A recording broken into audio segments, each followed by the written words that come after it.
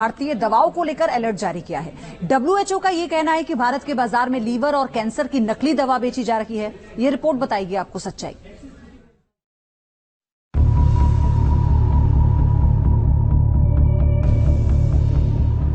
$140 करोड़ की आबादी वाले देश में अगर ये खबर आए कि आप जिस दवा का इस्तेमाल कर रहे हैं वो नकली है, तो आप पर क्या बीतेगी?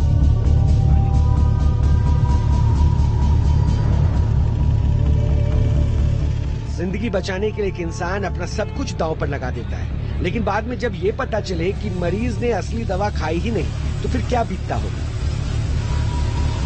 करोड़ों लोगों की जिंदगी के साथ खिलवाड़ करने का ये सच बेहद कड़वा है। भारत में लीवर ट्रांसप्लांट के लिए इस्तेमाल होने वाली ये दवा है एडसेट्रिस।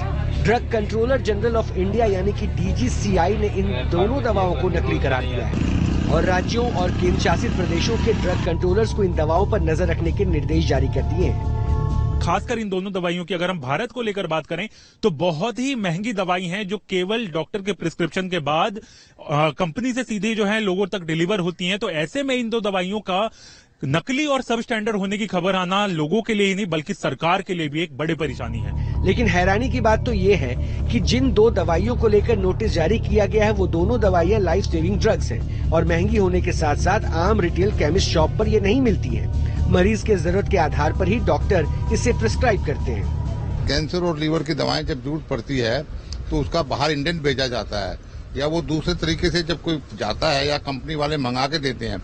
अगर वो नकली बिक रही हैं तो इसके अंदर डॉक्टर और कंपनी के रिप्रेजेंटेटिव की कहीं ना कहीं साठगांठ है। बेसिकली दो ड्रग्स हैं। एक जो ड्रग है वो veno occlusive disease of the liver जो है उसके लिए यूज होता है ट्रांसप्लांट के पेशेंट्स में, और इस ड्रग को जो है ऑलमोस्ट कीमत जो पाई जाती है ऑलमोस्ट पर डोज 1,05,000 के आसपास की होती है। एक्सपेंसिव ड्रग है।